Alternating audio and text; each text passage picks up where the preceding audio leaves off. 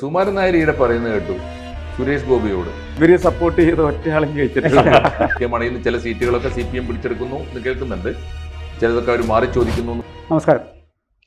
അഞ്ച് വിളക്ക് എന്നറിയപ്പെടുന്ന ചങ്ങനാശ്ശേരി പഴയ വലിയ വ്യാപാര കേന്ദ്രം, എല്ലാ മതങ്ങളുടെയും വളരെ പ്രസിദ്ധമായ ദേവാലയങ്ങൾ, സർവോപരി വിമോചന സമരം ഉരുണ്ടുകൂടിയ നാളുകളിൽ ചങ്ങനാശ്ശേരിയുടെ വിഭജന സമരത്തിനുള്ള പങ്ക് വളരെ വലുതാണ്. NSS ആസ്ഥാനമുണ്ട്, സഭകളുടെ സ്ഥലമുണ്ട്. മറ്റെവിടെയും വിമോചന സമരത്തിൻ്റെ അലകൾ ചെന്നെത്തുന്നതിന് മുമ്പ് വലിയ തോതിൽ അത് പൊട്ടിപ്പുറപ്പെടുന്നതും ഒരു ഏകോപനം ഉണ്ടാകുന്നതും ചങ്ങനാശ്ശേരിയിലാണ്. പിന്നെ ഇത് മാത്രമല്ല, പ്രസിദ്ധരായ സാഹിത്യകാരന്മാരുടെ ജന്മം കൊണ്ട് പോലും ഒരു പുണ്യഭൂമിയായി കണക്കാക്കാവുന്ന ഒരിടമാണ് ചങ്ങനാശ്ശേരി. മഹാകവി ഉള്ളൂർ, പിന്നെ ചങ്ങനാശ്ശേരിയുടെ സ്വന്തം പുത്രൻ എന്നറിയപ്പെടുന്ന മുട്ടത്ത് വർക്കി, AR രാജാവർമ്മ, ഇങ്ങനെ പല ആൾക്കാർക്ക് പറഞ്ഞു പോയാൽ ആ പട്ടിക നീളും. അങ്ങനെ എന്തുകൊണ്ടും സമ്പന്നമാണ് ചങ്ങനാശ്ശേരിയിലെ ആ പ്രദേശം, സമ്പന്നമാണ്. അഞ്ച് വിളക്കിൻ്റെ നാട് എന്ന് അറിയപ്പെടുന്നു. അവിടെ പള്ളികൾക്കും ക്രിസ്തീയ ദേവാലയങ്ങൾക്കും മുസ്ലിം ദേവാലയത്തിനും ഹിന്ദുമത ദേവാലയങ്ങൾക്കും ഒരേ സമയത്ത് പിന്നെ ഇവർക്ക് ഈ ദേവാലയങ്ങളിൽ നിന്നുള്ള നാദം മുഴങ്ങിയിരുന്ന ഒരിടമാണ്. ഒരു മൈത്രി ആ സമയത്ത് അവിടെ ഉണ്ടായിരുന്നു. ഇങ്ങനെ പറഞ്ഞാൽ തീരാത്തത്ര വിശേഷതകൾ നമ്മുടെ ചങ്ങനാശ്ശേരിക്കുണ്ട്. അതെ, ഒട്ടേറെ പ്രത്യേകതകളുള്ള ചങ്ങനാശ്ശേരിയിലാണ് ABC ന്യൂസിൻ്റെ തെരഞ്ഞെടുപ്പ് മണ്ഡല പര്യടനം ഇന്ന് ചെന്ന് നിൽക്കുന്നത്. നമ്മുടെ തൊട്ടുമുമ്പിൽ എത്തി നിൽക്കുന്ന നിയമസഭാ തെരഞ്ഞെടുപ്പിൽ ചങ്ങനാശ്ശേരി ആരുടെ കൂടെ നിൽക്കും? ചങ്ങനാശ്ശേരിയിൽ ഓരോ മുന്നണിക്കും പാർട്ടിക്കും എന്ത് സാധ്യതകളാണ് ഉള്ളത് എന്ന് തീർച്ചയായിട്ടും കണക്കുകൾ ഞങ്ങൾ വിശകലനം ചെയ്യും, വസ്തുതകൾ ഞങ്ങൾ പറയും, ചരിത്രവും സംസ്കാരവും സൂചിപ്പിച്ചേക്കും. ബാക്കി ആരുടേതാണ് ചങ്ങനാശ്ശേരിയുടെ ഭാവി എന്ന് നിർണ്ണയിക്കേണ്ടത് ഞങ്ങളല്ല, അത് പ്രവചിക്കേണ്ടത് തീർച്ചയായും വോട്ടർമാരാണ്. ചങ്ങനാശ്ശേരിയിലെ വോട്ടർമാർക്ക് അവരുടെ അഭിപ്രായം രേഖപ്പെടുത്താൻ, ചങ്ങനാശ്ശേരിക്കാർക്ക് മാത്രമല്ല കേരളത്തിലെ, ഇന്ത്യയിലെ ഏതൊരു ജനാധിപത്യ വിശ്വാസിക്കും ചങ്ങനാശ്ശേരിയുടെ ഭാവി പ്രവചിക്കാനുള്ള അവസരം ഞങ്ങൾ ഒരുക്കുന്നു. ഞങ്ങളുടെ കമൻറ്റ് ബോക്സിൽ അവസരമുണ്ട്. കമൻറ്റ് ബോക്സിൽ എത്തുക. ആദ്യം തന്നെ നൽകിയിരിക്കുന്ന ലിങ്കിൽ ക്ലിക്ക് ചെയ്ത് നിങ്ങൾക്ക് വിജയികളെ പ്രവചിക്കാം. UDF-നാണോ LDF-നാണോ NDA-ക്കാണോ സാധ്യത എന്ന് നിങ്ങൾക്ക് പ്രവചിക്കാം. എത്രയും വേഗമാണ്. NM Pearson സാറ് ഈ രാഷ്ട്രീയ നിരീക്ഷകൻ എന്ന നിലയിൽ ഈ ചർച്ചയിൽ പങ്കുചേരുന്നുണ്ട്. എന്താണ് സർ ചങ്ങനാശ്ശേരിയുടെ ഭൂതം, ഭാവി, വർത്തമാനം? ചങ്ങനാശ്ശേരിയുടെ ചരിത്രം നമ്മൾ രാഷ്ട്രീയമായി പരിശോധിക്കുമ്പോൾ അത് കേരള കോൺഗ്രസിൻ്റെ സ്വന്തം എന്ന് വേണമെങ്കിൽ പറയാവുന്നതാണ്. ബഹുഭൂരിപക്ഷം വർഷങ്ങളിൽ അല്ലെങ്കിൽ ടേമുകളിൽ അതെ അവിടെ വിജയിച്ചിട്ടുള്ളത് കേരള കോൺഗ്രസ് ആണ് എന്ന് മാത്രമല്ല ഇപ്പോഴും കഴിഞ്ഞ വർഷവും കഴിഞ്ഞ ടേമിലും വിജയിച്ചിരിക്കുന്ന കേരള കോൺഗ്രസ് ആണ്. കേരള കോൺഗ്രസിന്റെ മാണി ഗ്രൂപ്പ് അല്ലേ? മാണി ഗ്രൂപ്പാണ് എല്ലാം തുടർച്ചയായിട്ട് ജയിച്ചുകൊണ്ടിരിക്കുന്നത്. അപ്പൊ എന്നാണോ മാണി ഗ്രൂപ്പ് മുന്നണി മാറുന്നത് അപ്പോൾ മാത്രമേ അതിന് മാറ്റം ചങ്ങനാശ്ശേരിക്ക് മാറ്റം വന്നിട്ടുള്ളൂ. അതായത് കേരള കോൺഗ്രസിൽ തന്നെ ദീർഘകാലത്തേക്ക് 9-10 തവണ ജയിച്ച് CF തോമസ് തന്നെയാണ്. ചങ്ങനാശ്ശേരി സമം CF തോമസ്. അങ്ങനെയാണ് നമ്മളും കണക്കാക്കുന്നത്. നമ്മൾ രാഷ്ട്രീയം സംസാരിക്കുന്ന CF തോമസ് കേട്ടല്ല, ചങ്ങനാശ്ശേരി എന്ന് പറയാവുന്ന രീതി അല്ലേ? നമ്മൾ ഈ ബാറ്റ ഷൂസിന്റെ പരസ്യമൊക്കെ ഉണ്ടല്ലോ, അതെ അതുപോലെ ബാറ്റ എന്ന് പറയുന്നത് ആ ഷൂസിന്റെ പര്യായമായിട്ട് പറയുന്നത്. CF തോമസ് എന്ന് പറഞ്ഞതിനിടയിൽ ചങ്ങനാശ്ശേരിയുടെ പര്യായമായിട്ടും പറയപ്പെട്ടിരുന്നു എന്നുള്ളതാണ്. അത് തുടരുകയാണ് ചെയ്യുന്നത്. എന്താണ് അതിൽ വരാൻ പോകുന്ന മാറ്റം എന്ന് ഇപ്പോൾ നമ്മൾ നോക്കിയാൽ നമുക്ക് വേണമെങ്കിൽ ആയിരുന്നില്ല അല്ലേ? വിമോചന സമരത്തിന് മുമ്പ് അങ്ങനെ ആയിരുന്നില്ല. വിമോചന സമരത്തിന് മുമ്പ് കമ്മ്യൂണിസ്റ്റ് പാർട്ടി ആദ്യത്തെ അവിടുത്തെ MLA കമ്മ്യൂണിസ്റ്റുകാരനാണ് അല്ലേ? നമ്മുടെ കല്യാണകൃഷ്ണൻ അവിടുത്തെ കമ്മ്യൂണിസ്റ്റ് പാർട്ടി നേതാവ്. ഒരിക്കൽ കൂടി അവിടെ പിളർപ്പിന് ശേഷം, കമ്മ്യൂണിസ്റ്റ് പാർട്ടിയിലെ പിളർപ്പിന് ശേഷം CPI-കാരൻ ഒരിക്കൽ ജയിച്ചിട്ടുണ്ട് അല്ലെ? KGN നമ്പൂതിരിപ്പാട് 67. അതും 2 തവണയാണ് കമ്മ്യൂണിസ്റ്റ് പാർട്ടി അവിടെ തൊട്ടത്. പിന്നെ ഒരിക്കൽ മാത്രം കോൺഗ്രസ് നേതാവ് ജയിച്ചിട്ടുണ്ട്, ഒരു N ഭാസ്കരൻ നായർ, ഒരു കോൺഗ്രസ് നേതാവ്. അത് ഈ പഴയ കാലത്ത് തന്നെയാണ്. 57 അടുത്തുള്ള ആ ഘട്ടത്തിലെ 60 അല്ലേ? അത് കഴിഞ്ഞിട്ട് പിന്നെയുള്ള ചരിത്രം കേരള കോൺഗ്രസ് എഴുതിയ ചരിത്രമാണ്, കേരള കോൺഗ്രസിനോടൊപ്പമാണ്. അതിപ്പോൾ അങ്ങനെ തന്നെയാണ് പോകുന്നത്. ഇപ്പോഴും ഈ തെരഞ്ഞെടുപ്പ്, പുതിയ നമ്മളെ നിയമസഭാ തെരഞ്ഞെടുപ്പ് വരുമ്പോൾ വേണമെങ്കിൽ മാണി കോൺഗ്രസ് അട്ടിമറിക്കപ്പെട്ടേക്കാം എന്ന നിലക്ക് ഉള്ള സൂചന തദ്ദേശ സ്വയംഭരണ സ്ഥാപനങ്ങളുടെ തെരഞ്ഞെടുപ്പിൽ നിന്ന് വന്നിട്ടുണ്ട്. എനിക്ക് ഒന്ന് UDF-ന് അവിടെ ഒരു 1000-ലധികം 1100 ചില്ലാനം വോട്ടിൻ്റെ ഭൂരിപക്ഷമാണ് കാണിക്കുന്നത്. എന്നുവെച്ചാൽ അതുകൊണ്ട് ഇത് ഉറപ്പൊന്നുമല്ല. പക്ഷേ ഇങ്ങനെ ബ്രിമ്മിൽ നിൽക്കുന്ന വളരെ ടൈറ്റ് ഫൈറ്റ് നേരിടുന്ന ഒരു മണ്ഡലമായിട്ട് മാറാൻ സാധ്യതയുണ്ടെന്ന് എനിക്ക് തോന്നുന്നു. ആണോ? കേരള കോൺഗ്രസ് ഇങ്ങനെ മാത്രം ജയിച്ചു വരുന്നതുകൊണ്ട് ചോദിക്കുകയാണ്, അവിടുത്തെ ഒരു സാമുദായിക സ്ഥിതി എന്താ? ക്രിസ്ത്യൻ ഭൂരിപക്ഷ മണ്ഡലമാണോ അത്? അതിൻ്റെ പെർസെൻറ്റേജ് എനിക്ക് കൃത്യമായിട്ട് അറിയില്ല. പക്ഷേ പൊതുവെ മിക്കവാറും എല്ലാ മതങ്ങളും ഈക്വലി ആദ്യകാലം മുതൽ അങ്ങനെയാണ്, സ്വഭാവമാണ്. ഇപ്പോൾ ഈ ഭാസ്കരൻ നായർ എന്ന് പറയുന്നത് തന്നെ പിന്നെ കുറച്ച് ഈ നായർ സമുദായത്തിൻ്റെ മറ്റത് കൊണ്ടല്ല, NDP അടുത്ത ബന്ധമുണ്ടായിരുന്ന ഒരാളും കൂടിയാണ്. പിന്നീടാണ് ആ മാറ്റം വരുന്നത്, CF തോമസിലേക്ക് വരുന്നത്. അല്ല, അതിൻ്റെ പ്രശ്നം എന്ന് വെച്ചാൽ പൊളിറ്റിക്കലി അവർ കേരള കോൺഗ്രസ് തന്നെയായിരിക്കും അവിടെ ശക്തമായിട്ട് പ്രവർത്തിക്കുന്നത്. കേരള കോൺഗ്രസിൽ ഒരു നമ്പൂരിയും 2 നായന്മാരും ജയിച്ചിട്ടുണ്ട്. ഒരു നമ്പൂരിയും 2 നായരും ജയിച്ചിട്ടുണ്ട് അതിനിടെ അവിടുന്ന് തന്നെ. അല്ലെ, അതിനിടയിൽ ഈ സുകുമാരൻ നായർ പെരുന്നയിലെ ആസ്ഥാന അല്ലേ, സുകുമാരൻ നായർ ഈടെ പറയുന്നത് കേട്ടു സുരേഷ് ഗോപിയോട്, താൻ തൃശ്ശൂർ വെച്ച് കളിച്ചാൽ മതി, ഈ പെരുന്ന പിടിക്കാനൊന്നും വരണ്ട എന്ന് പറഞ്ഞ. ചങ്ങനാശ്ശേരി പോലും അദ്ദേഹത്തിന്റെ പരിധിയിലൊന്നുമല്ല, അത് ഭരിക്കുന്ന കേരള കോൺഗ്രസ്സുകാരാണ്. അപ്പോൾ എന്ത് കണക്കിലാണാവോ അത് പറയുന്നത്? പക്ഷെ സമീപകാലത്ത് കേട്ടത് ഈ തദ്ദേശ സ്വയംഭരണ തെരഞ്ഞെടുപ്പിൽ BJP നല്ല മുന്നേറ്റം നടത്തിയിരിക്കുന്നു എന്നാണ്. എന്തായാലും നമുക്ക് അല്ല, അങ്ങനെയാണല്ലോ സോഷ്യൽ മീഡിയയിൽ വാർത്ത വന്നതാണ്. പെരുന്നയിൽ പോപ്പ് അറിഞ്ഞില്ലേ അല്ലേ? പെരുന്നയിൽ പോപ്പ് അറിഞ്ഞില്ലേ, അത് BJP പിടിച്ചെന്നുള്ളതായിരുന്നു. അങ്ങനെയുള്ള വാർത്ത വന്നുവെച്ചാൽ തദ്ദേശ സ്വയംഭരണ സ്ഥാപനങ്ങളിൽ ചില ഇടങ്ങളിൽ NDAക്ക് നല്ല മുന്നേറ്റം ഉണ്ടാക്കാനായിട്ട് കഴിഞ്ഞിട്ടുണ്ട്. പക്ഷെ അത് പൊതുവിൽ ആ നമ്മുടെ എന്താണ് നിയോജക മണ്ഡലത്തെക്കുറിച്ച് പഠിക്കുമ്പോൾ ആ മുന്നേറ്റങ്ങൾക്കൊന്നും കാര്യമായ പ്രസക്തിയില്ല എന്നാണ് നമ്മൾ മനസ്സിലാക്കുന്നത്. അല്ല, അതൊക്കെ മറച്ചു പിടിക്കാനുള്ള ശ്രമത്തിൻ്റെ ഭാഗമായിരിക്കാം അദ്ദേഹം അങ്ങനെ പറഞ്ഞത്, ഇളകി തുടങ്ങി എന്നുള്ളതാണ്.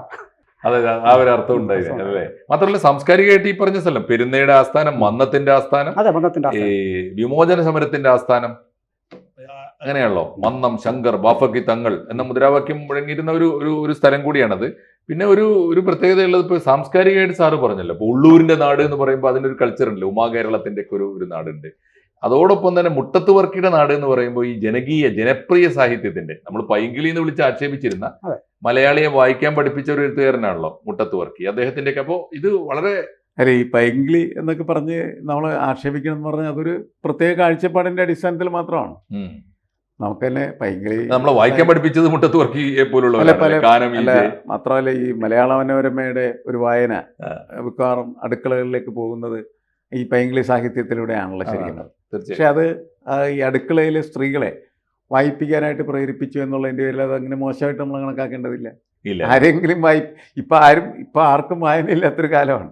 തീർച്ചയായിട്ടും. അപ്പൊ അത് കുറച്ചും കൂടി മെച്ചമായിരുന്നു. എന്തായാലും മുട്ടത്ത് വർക്കിയ ആളുകളെ കൊണ്ട് നന്നായിട്ട് വായിപ്പിച്ചിട്ടുള്ളതാണ്. തീർച്ചയായിട്ടും സാംസ്കാരികമായിട്ട് കൂടി ഒരുപാട് മിഴിവുള്ള ഒരു മണ്ഡലമാണ് എല്ലാ അർത്ഥത്തിലും, സാമൂഹ്യമായി, സാംസ്കാരികമായി, രാഷ്ട്രീയമായി, പലതരത്തിൽ ചരിത്രം ഇങ്ങനെ വിമോചന സമരത്തിന്റെ ഒക്കെ ഒരു പശ്ചാത്തലം എന്ന് പറയുന്നത് അവിടെ നിന്ന് ഇങ്ങനെ ഉയർന്നു വന്നു എന്ന് പറയുന്നത് ചെറിയ കാര്യമല്ല. ശരിക്കും കേരളത്തെ വലിയ രീതിയിൽ മാറ്റിയൊരു സാധനമാണ്.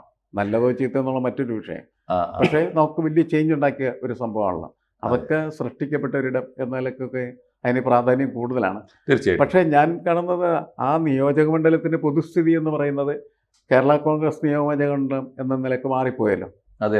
അത് പക്ഷേ ജോസ് കെ മാണിയുടെ തകർച്ചയിലൂടെ ആ മണ്ഡലം ഇപ്പോ ഇടതുപക്ഷത്തിന് കിട്ടിയത് ജോസ് കെ മാണി ഇടതുപക്ഷത്ത് വന്നുകൊണ്ടാണ്. ആ അവസ്ഥ മാറാൻ സാധ്യതയുണ്ടോ എന്നുള്ളതാണ് പ്രധാനപ്പെട്ട ചോദ്യം. അല്ല, അതുകൊണ്ടാണല്ലോ തദ്ദേശ സ്വയംഭരണ സ്ഥാപനങ്ങൾ ഇങ്ങനെ ഒരു സൂചന ഉണ്ടെന്ന് കറക്റ്റാണ്. അപ്പൊ നമുക്കൊരു കാര്യം ചെയ്യാം. നിയമസഭാ തെരഞ്ഞെടുപ്പിന്റെ ഒടുവിലത്തെ കണക്ക് രണ്ട് തെരഞ്ഞെടുപ്പിലും നോക്കാം. 2016-ലും 2021-ലും. 2016-ലാണ് ഈ ചങ്ങനാശ്ശേരിയുടെ ആസ്ഥാന MLA ആയിരുന്ന, ആജീവനാന്ത MLA ആയിരുന്ന CF തോമസ് അവസാനമായിട്ട് മത്സരിച്ച് ജയിച്ചത് 2016-ലെ തെരഞ്ഞെടുപ്പിലാണ്. അന്ന് അദ്ദേഹത്തിന് കഷ്ടിച്ചാണ് അദ്ദേഹം ജയിച്ചത്. ഡോക്ടർ കെ സി ജോസഫ് ആയിരുന്നു. ഒരുപക്ഷെ ഈ മലബാർ വിട്ട് ചങ്ങനാശ്ശേരിയിൽ മത്സരിച്ച തെരഞ്ഞെടുപ്പായിരുന്നു. അന്ന് അദ്ദേഹം ദയനീയമായിട്ട് തോൽക്കുകയും ചെയ്തു. പക്ഷേ CF തോമസ് കഷ്ടിച്ച് ജയിച്ചത് 1849, കേവലം 2000-ൽ താഴെ വോട്ടിനാണ് ജയിച്ചത്. അതാണ്. അതേ സമയത്ത് 2021-ൽ പിന്നെ മത്സരിക്കുന്നത് അതേ കേരള കോൺഗ്രസിന് വേണ്ടി തന്നെ ജോബ് മൈക്കിളാണ് ജയിച്ചത്. അന്ന് അദ്ദേഹത്തിന് എതിരായി മത്സരിച്ചത് കേരള കോൺഗ്രസ് ജോസഫ് ഗ്രൂപ്പിന്റെ VJ ലാലിയാണ്. വിജയ് ലാലിയാണ് ജയിക്കുന്നത്. 6000 വോട്ടേ ഭൂരിപക്ഷം ഉള്ളൂ. അതാണ് ഒടുവിലത്തെ ചിത്രം. ഇത് അതിന്റെ കൂട്ടത്തിൽ പറയേണ്ടത് BJP സ്ഥാനാർത്ഥികളാണ്. ചങ്ങനാശ്ശേരിയിലെ BJP സ്ഥാനാർത്ഥി പ്രധാനപ്പെട്ട ഒരു കാര്യം 21,000 വോട്ട് നേടിയിരുന്നു 2016 തെരഞ്ഞെടുപ്പിൽ. ഏറ്റുമാനൂർ രാധാകൃഷ്ണനാണ് അന്ന് മത്സരിച്ചത്. 21,455 വോട്ട് അവർ നേടിയിരുന്നു. പക്ഷേ എന്തുകൊണ്ടാണെന്ന് അറിയില്ല, 2021 തെരഞ്ഞെടുപ്പിൽ അത് ഗണ്യമായി കുറഞ്ഞുപോയി. BJP സ്ഥാനാർത്ഥി തന്നെയാണ് മത്സരിച്ചത്. Advocate G. രാമൻ നായരാണ്. ചില്ലറക്കാരല്ല. മത്സരിച്ചതൊക്കെ പ്രമുഖരാണ്. പക്ഷേ അദ്ദേഹത്തിന് 14,000 വോട്ട്, 14,491 വോട്ടേ കിട്ടിയുള്ളൂ എന്നതാണ് BJPയുടെ ഒരു സ്ഥിതി. പക്ഷേ നിയമസഭാ തെരഞ്ഞെടുപ്പുകൾ നോക്കുമ്പോൾ BJPയോ NDAയോ നില മെച്ചപ്പെടുന്ന സ്ഥിതിയല്ല. വരുന്ന BJPക്ക് ഒട്ടും തന്നെ സ്വീകാര്യതയില്ല. അതൊരു മണ്ഡലമാണ്.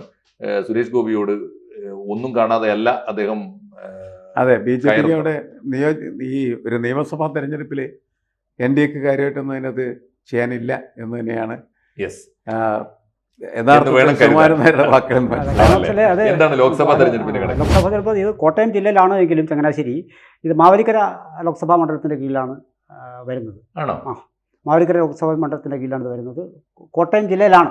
ആണ്. ആ, പക്ഷെ ആലപ്പുഴ ജില്ലയിലെ മാവേലിക്കര ബോർഡറാണ്.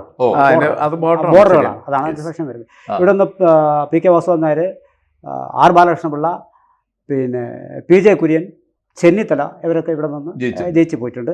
ഏറ്റവും ഒടുവിലായിട്ട് നമ്മുടെ കൊടിക്കുന്നിൽ സുരേഷാണ് 19-ലും 24-ലും വിജയിച്ചുകൊണ്ടേയിരിക്കുന്നത്. അത് ഈ മാവേലിക്കര ലോക്സഭയിൽ സംവരണമായതുകൊണ്ട് കൂടിയാണ് അല്ലേ? മാത്രമല്ല വളരെ നല്ല, പലപ്പോഴും നമ്മൾ ആ മണ്ഡലത്തിൽ കൂടി സഞ്ചരിക്കുമ്പോൾ അത്രമേൽ അടുപ്പം ഓരോ വ്യക്തികളുമായി ഇദ്ദേഹം കാത്തുസൂക്ഷിക്കുന്ന എതിർ പാർട്ടികളും പറയുന്നുണ്ട് കുടിക്കുന്നിൽ. അപ്പോൾ അതിനകത്ത് ചില വിഷയങ്ങളെ കൊണ്ട് പോട്ടെ. എങ്കിൽ പോലും നമുക്ക് ചങ്ങനാശ്ശേരിയിൽ നമുക്ക് പഴയ കണക്ക് നോക്കിയാൽ 2019 അദ്ദേഹത്തിന് UDFന് ലഭിക്കുന്ന 53.2%. അപ്പോൾ 64,368 വോട്ടാണ് ഈ ചങ്ങനാശ്ശേരി മണ്ഡലത്തിൽ. ചങ്ങനാശ്ശേരി മണ്ഡലത്തിൽ 64,368, 53.2%. LDFന് വരുമ്പോൾ 40,958 വോട്ടുകൾ, 33.8%. വലിയ വ്യത്യാസമുണ്ട്. NDAക്ക് 11.5%, 13,884 വോട്ടുകളാണ്. ഒട്ടും രക്ഷയില്ല. അവർ നേരത്തെ കിട്ടിയാലും കുറഞ്ഞു അല്ലേ? 14,000 ഉള്ളത് 13,000 കുറഞ്ഞു. പിന്നെ 2024 വരുമ്പോൾ UDFന് പണ്ടുണ്ടായിരുന്ന 53.2 എന്നുള്ളത് 49.7 മാറുന്നു. 64,368 നിന്ന് 54,843 വോട്ടുകൾ കുറയുന്നു. അതേസമയത്ത് LDFന് 33.8 ലേശം ഒന്ന് വർദ്ധിച്ച് 34.8 മാറുന്നു. 38,393 വോട്ടുകളാണ്. NDAക്ക് 11.5 ഉണ്ടായിരുന്നത് 24 വരുമ്പോൾ 12.9, ലേശം ഒരു നേരിയ വർധനവ് കാണുന്നുണ്ട്. 13,884 എന്നുള്ളത് 14,276 വോട്ടുകളായി വർദ്ധിക്കുന്നു. വലിയ എന്ന് പറഞ്ഞാൽ 2021 നിയമസഭാ തെരഞ്ഞെടുപ്പിൽ NDAക്ക് കിട്ടിയ BJP കിട്ടിയ അതേ വോട്ട് ഏതാണ്ട് അവർക്ക് ഈ കഴിഞ്ഞ പാർലമെന്റിലും കിട്ടി. അവിടെ ഒരു വലിയ പ്രതീക്ഷ NDA വെച്ച് പുലർത്തേണ്ട കാര്യമില്ല എന്നാണ്. എന്താണ് തദ്ദേശ സ്വയംഭരണ സ്ഥാപനങ്ങളിലെ തെരഞ്ഞെടുപ്പിന്റെ സ്ഥിതി?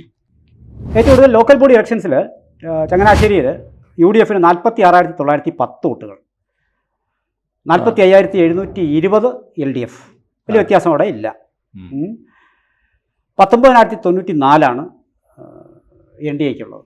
NDAക്ക് നേരിയ വർധനയുണ്ട്. 5,000 വോട്ടിന് കൂടുതലുണ്ടായി. കുറച്ച് വോട്ട് കൂടിയെന്നുള്ളത് ആണ് അതിന്റെ ഒരു സവിശേഷത. അത്രയും വോട്ട് ഇവർക്ക് കുറയുകയും ചെയ്തു. ആർക്ക്? ഇടതുപക്ഷത്തിന് കുറയുകയും ചെയ്തു. അത് പൊതുവെ ലോക്സഭ ഈ തദ്ദേശ സ്വയംഭരണത്തിൽ കണ്ടൊരു ട്രെൻഡാണ്. നമുക്ക് ചങ്ങനാശ്ശേരിക്കാരെ പ്രവചിക്കാൻ സഹായിക്കാൻ വല്ലതും പറയാനുണ്ടോ? അല്ല, നമ്മൾ അല്ലെങ്കിലും പ്രവചിക്കുന്നില്ല. എന്തായാലും പൊതുവെ ഇതൊക്കെ തുടരാനുള്ള സാധ്യതകൾ തന്നെയാണ് കാണുന്നത് അല്ലേ? വ്യത്യാസം തോന്നണല്ലോ. എന്ത് പറയണം സാറിന്? എന്താ തോന്നണം? എനിക്ക് തോന്നുന്നത് ഈ ജോസ് കെ മാണിയുടെ ഒരു നേതൃദാരിദ്ര്യം ഉണ്ടല്ലോ, അത് കേരള കോൺഗ്രസ് മാണി ഏത് മുന്നണിയിൽ നിന്നിട്ടും പച്ച പിടിക്കുന്നില്ല. അതിന്റെ തകർച്ച നേരിട്ടാൽ ചങ്ങനാശ്ശേരിയും ഇടതുപക്ഷത്തിന് നഷ്ടപ്പെടാനുള്ള സാധ്യത. കാരണം ആ സീറ്റ് മാറ്റി കൊടുത്തില്ലെങ്കിൽ ജോസ് കെ മാണിയിൽ നിന്ന് ചില സീറ്റുകളൊക്കെ CPM പിടിച്ചെടുക്കുന്നു എന്ന് കേൾക്കുന്നുണ്ട്. ചിലതൊക്കെ അവർ മാറി ചോദിക്കുന്നു എന്ന് പറയുന്നുണ്ട്. പക്ഷേ അവർ ഗ്രൂപ്പ് ഈ മുന്നണി മാറാനുള്ള ചാഞ്ചാട്ടത്തിനിടയിൽ ഇല്ല, ഞങ്ങൾ മാറുകയില്ല എന്നൊക്കെ ഉറപ്പ് കൊടുത്തു എന്നും പറയുന്നുണ്ട്. എന്തായാലും എന്ത് സംഭവിക്കും നമുക്ക് പറയാൻ വയ്യ. അത് മാത്രമാണ് ഒരു സാധ്യത, ഒരേ ഒരു സാധ്യത. ബാക്കി നിലനിൽക്കുന്ന ട്രെൻഡിലൊന്നും വലിയ മാറ്റം വരുമെന്ന് തോന്നുന്നില്ല. സമുദായ തമ്പുരാക്കന്മാർക്ക് ഈ വോട്ടർമാരിൽ സ്വാധീനമുണ്ടോ എന്നുകൂടി പറയേണ്ടത് ഇനി ഞങ്ങളല്ല. നമുക്കത് അങ്ങനെ ഉറപ്പിക്കാനായിട്ട് പറ്റുമെന്ന് എനിക്ക് തോന്നുന്നില്ല. ഇല്ല അല്ലേ? അല്ല, ഇനിയും തെരഞ്ഞെടുപ്പിന് ഒരുപാട് ചിത്രങ്ങൾ മാറാം അല്ലേ?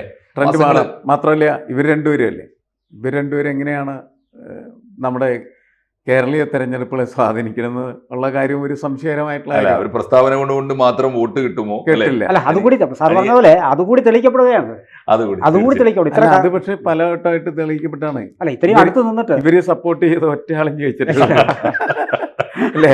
എന്തായാലും രണ്ടുപേരുടെ കാര്യം അങ്ങനെയൊക്കെ Yes, തന്നെ. yes. നിങ്ങൾക്ക് പ്രവചിക്കാൻ അവസരമുണ്ട്. ചങ്ങനാശ്ശേരി ആര് ജയിക്കും, ആർക്കൊക്കെ എത്രയൊക്കെ വോട്ടുകൾ കിട്ടും എന്ന് പ്രവചിക്കാൻ മലയാളികൾക്ക് വേണ്ടിയും ഇന്ത്യക്കാർക്ക് വേണ്ടിയും പ്രവചിക്കാൻ ABC ന്യൂസിനെ ആശ്രയിക്കുന്നുണ്ട് നമ്മുടെ പ്രേക്ഷകർ. അതുകൊണ്ട് നിങ്ങളാണ് പ്രവചിക്കേണ്ടത്. നിങ്ങളിലൂടെ നിങ്ങളുടെ അഭിപ്രായം ABC ന്യൂസിലൂടെ അറിയാൻ നമ്മുടെ വോട്ടർമാർ കാത്തിരിക്കുന്നു, ജനാധിപത്യ വിശ്വാസികൾ കാത്തിരിക്കുന്നു. വേഗമാകട്ടെ നമ്മുടെ കമന്റ് ബോക്സ്. അതിനുള്ള അവസരം ഞങ്ങൾ ഒരുക്കിയിട്ടുണ്ട്. എത്രയും വേഗം ഞങ്ങളുടെ കമൻറ്റ് ബോക്സിൽ ചെന്ന് ആദ്യം കാണുന്ന ലിങ്കിൽ ക്ലിക്ക് ചെയ്ത് ഏത് മുന്നണിക്കാണ് വിജയ സാധ്യത എന്ന് നിങ്ങൾക്ക് പ്രവചിക്കാം. എത്രയും വേഗമാകട്ടെ. 2026 കേരളത്തിൽ ആര് ജയിക്കും? ABC മലയാളം ഒരുക്കുന്ന ജനകീയ പോളിംഗിൽ നിങ്ങൾക്കും പങ്കാളികളാകാം. നിങ്ങൾ ചെയ്യേണ്ടത് ഇത്രമാത്രം: ഡിസ്ക്രിപ്ഷനിലും കമൻറ്റ് ബോക്സിലും കാണുന്ന ലിങ്കിൽ ക്ലിക്ക് ചെയ്ത് നിങ്ങൾക്ക് വോട്ട് ചെയ്യാം. ദയവായി നിങ്ങൾ പോളിൽ പങ്കെടുത്തതിന് ശേഷം ആ ലിങ്ക് ഷെയർ ചെയ്യുക, ലൈക്ക് ചെയ്യുക. കേരളം 2026 ആര് ഭരിക്കുമെന്ന് നിങ്ങൾക്ക് പ്രവചിക്കാനുള്ള അവസരം നിങ്ങൾ വിനിയോഗിക്കുക. കൂടുതൽ വാർത്തകളും വിശേഷങ്ങളും നിങ്ങളിലേക്ക് എത്താൻ ABC മലയാളം സബ്സ്ക്രൈബ് ചെയ്യുക, ബെൽ ബട്ടണും അമർത്തുക.